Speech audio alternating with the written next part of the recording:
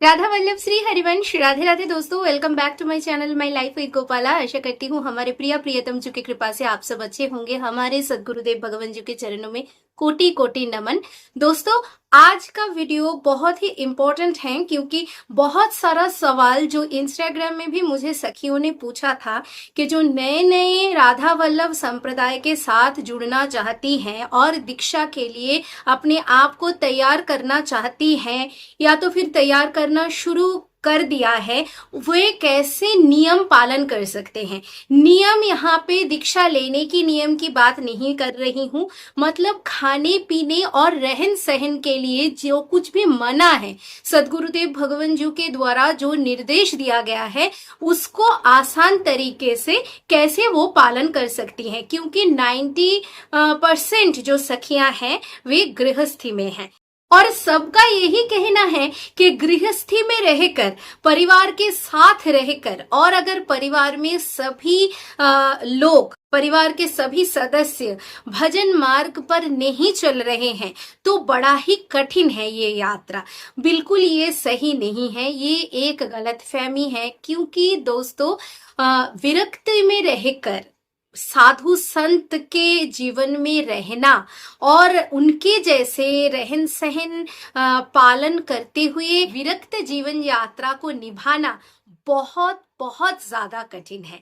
क्योंकि सदगुरुदेव भगवान जो हमेशा यही बोलते हैं कि एक साधक जो विरक्त बन चुके हैं अपने जीवन से, उनको पहले काम, क्रोध, लोभ, मोह, वासना, सभी प्रकार की जो कामना वासना है सबको त्यागना पड़ेगा और यहीं पे सबसे बड़ी परीक्षा उनको देना पड़ता है, जो गृहस्थी में इतनी ज्यादा कठिन नहीं है। क्योंकि गृहस्थी में सभी प्रकार के धर्म निभाते हुए भी हम श्री जी के चरण कामना, चरण वंदना कर सकते हैं और गृहस्थी में हमें सिर्फ नाम जाप से ही, अगर निष्ठा के साथ हम सभी नियम के साथ नाम जाप करते हैं तो हमें श्री जी की चरण बिल्कुल मिल सकता है। गृहस्थी में रहकर भी अगर आप दीक्षा के लिए प्रिपरेशन ले रहे हो तो सदगुरुदेव भगवान जी के द्वारा दिए गए कुछ निर्देश और कुछ नियमावली आपको स्ट्रिक्टली पालन करना ही पड़ेगा, नहीं तो आपको आगे चल के बहुत ज्यादा, बहुत बड़ी प्रॉब्लम फेस करनी पड़ेगी, आपको दीक्षा प्राप्त नहीं होगी। इसके लिए पहले ही हमें अपनी भोजन को शुद्ध करना पड़ेगा। सदगुरुदेव भगवान जी ने जो जो सामग्री हमें पाने के लिए मना किए हैं उसका एक लिस्ट मैंने यहाँ पे प्रिपेयर किया है। प्याज, लहसुन, ऑनियन, गार्लिक, उसके साथ गाजर, शालगम, ये बिल्कुल मना है। गाजर शालगम मना है क्योंकि गाजर शालगम तमोगुनी है। और एक चीज सदगुरुदेव भगवान जी ने भजन मार्गियों को, साधकों को लेने के लिए मना किया है, पाने के लिए मना किया है, वो है हनी। क्योंकि नेचर से कैसे हनी कलेक्ट किया जाता है और हनी क्या है ये आप सभी को पता है।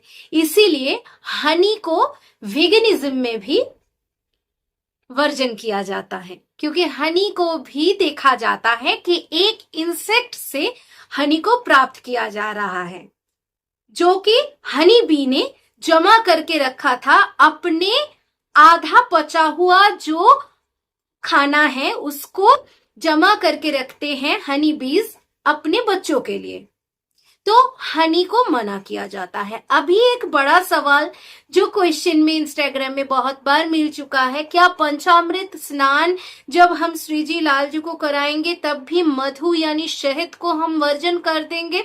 पंचामृत स्नान के लिए मधु का वर्जन करना या फिर ना करना वो आपके ऊपर है, पर पंचामृत में मधु इस्तेमाल हुई है, उस पंचामृत को आप वैसे ग्रहण नहीं कर पाओगे अगर आप हमारे संप्रदाय से जुड़ना चाहते हो।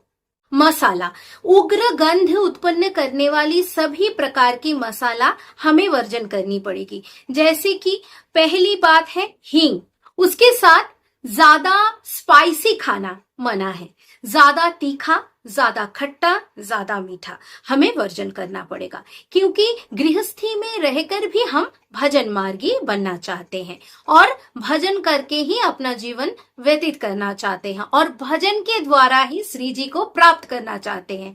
तो हमें गृहस्थी में रहने के लिए नाम जाप से जितना भी हम गृहस्थी में रहकर जितना भी हम भोग करते हैं, उसके लिए तो हम नाम जप से छुटकारा पा लेंगे, पर जो हमारे शरीर को शुद्ध करने के लिए जरूरत पड़ेगी वो नियम तो हमें पालन करना ही पड़ेगा। इसीलिए ये सब मसाला भी वर्जनीय है। और इसके साथ मार्केट का जितना भी खाद्य सामग्री है, जैसे मार्केट का फास्ट फूड बिल्कुल बंद, भले ही फास्ट फूड वेज क्यों ना हो, आपको बंद करना पड़ेगा। मार्केट का फास्ट फूड, मार्केट के फ्राइड फूड जैसे समोसे, पकोड़े, कचौरियां, केक, पिज्जा, बर्गर, ये सब बिल्कुल वर्जन करना पड़ेगा। मार्केट से प्राप्त होता है जो भी कोल्ड ड्रिंक, आपको पीना छोड़ना पड़ेगा। जो भी पदार्थ बहुत दिन से पैकेज्ड रहता है वो अपनी सात्विकता खो चुकी होती है। सात्विक आहार करने का मतलब है ताजी बनी हुई आहार पाना। अभी इसको लेकर बहुत सारा सवाल आते हैं कि मार्केट का जो मिठाई का दुकान है, जहां पर सिर्फ और सिर्फ मिठाई ही बनती है, प्याज, लहसुन, असात्विक कोई पदार्थ जहां पर बनता ही नहीं है, जो मिठाई हम घर में नहीं प्रस्तुत कर सकते हैं, वो मिठाई के दुकान से खरीद कर क्या हम श्री जी लालजू को भोग लगा सकते हैं और बाद में प्रसादम पा सकते हैं? देखिए, मिठाई के दुकान में नॉर्मली असात्विक कोई भी सामग्री का इस्तेमाल नहीं किया जाता है, पर आपको मिठाई की दुकान से मिठाई खरीदने से पहले इतना पता कर लेना है कि मिठाई के दुकान में जो डालडा या फिर जो ऑयल इस्तेमाल हो रहा है, जो घी इस्तेमाल हो रहा है, वो सात्विक है कि नहीं, उसमें एनिमल फैट तो मिला नहीं है, जैसे कि वृंदावन धाम में और 2-4 धाम में बिल्कुल नॉनवेज का इस्तेमाल बंद कर दिया है। अभी मार्केट में नॉनवेज मिल्क भी अवेलेबल हो चुके हैं, जहां पर गौ माताओं को नॉनवेज खिलाया जा रहा है और उनसे ज्यादा दूध प्रोड्यूस करवाया जा रहा है। तो इन सब घटनाओं के चलते तेल, डालडा और घी में भी एनिमल फैट बहुत बार मिल चुके हैं। न्यूज में ये बात बहुत बार आ चुकी है, इसलिए आप थोड़ा सा पता कर लीजिएगा कि जहां से आप मिठाई खरीद रहे हो उस मिठाई के दुकान में जो घी और ऑयल इस्तेमाल होता है वो प्योर है कि नहीं, देसी और सात्विक है कि नहीं। बाकी मिठाई के दुकान का बर्तन और मिठाई का जो सामग्री होता है वो तो सात्विक ही है। अगर आप पूरा श्योर हो जाओ तब आप खरीद कर भोग लगा सकते हो और बिल्कुल पा सकते हो।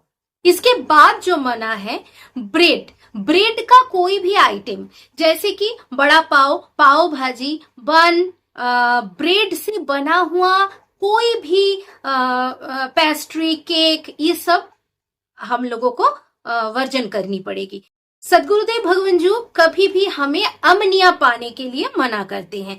जैसे आप कुछ अमनिया पा रहे हो, प्योर सात्विक है, तो आप उस अमनिया को यानी कि भोजन पदार्थ को हाथ में लीजिए और हाथ जोड़ के शामा शाम से प्रार्थना करिए और बोलिए कि शामा शाम हम मजबूर हैं, हम घर जाकर आपको भोग निवेदन प्रत्यक्ष रूप से नहीं कर पा रहे हैं, पर आप तो सभी जगह पर विराजमान हो, इसीलिए आप यहीं से इसको भोग लगाओ और मेरी पाने की योग्य प्रसादम बना दो, क्योंकि मैं आप ही के टुकड़ों पर पलने वाला या फिर पलने वाली हूं, इसीलिए मैं कुछ भी आपको निवेदन किए बिना ग्रहण नहीं करूंगी। ऐसे ही आप जल भी उनको निवेदन करके ही पाए, तो ही आप एक शुद्ध वैष्णव कहलाओगे। तो दोस्तों, आई होप खाने पीने को लेकर जितनी भी सवाल सब लोग पूछ रहे थे, इस वीडियो को देखने के बाद वो सब कुछ दूर हो जाएगा और प्रॉपरली पता चल जाएगा कि दीक्षा लेने के बाद भी यही सब नियम पालन करना पड़ेगा। इसीलिए दीक्षा लेने के पहले से ही स्ट्रिक्टली यही नियम पालन करना है और आजीवन ऐसे ही करते हुए जाना है। जो नियम नहीं पालन कर सकते हैं उनको राधा वल्लभ संप्रदाय से दीक्षा लेने के लिए बहुत ज्यादा स्ट्रगल करना पड़ेगा, क्योंकि अगर मन राधा वल्लभ संप्रदाय की ओर झुक रहा है, मन अगर श्री जी की चरण पाना चाहता है, तो शरीर को नियम पालन कराना बहुत ज्यादा आवश्यक है। मन को अगर कंट्रोल में आपने कर लिया तो शरीर नियम पालन करने पे मजबूर हो जाएगी। राधा वल्लभ, श्री हरिवंश, श्री वृंदावन धाम, श्री वनचंद्र जी की जय। राधे राधे।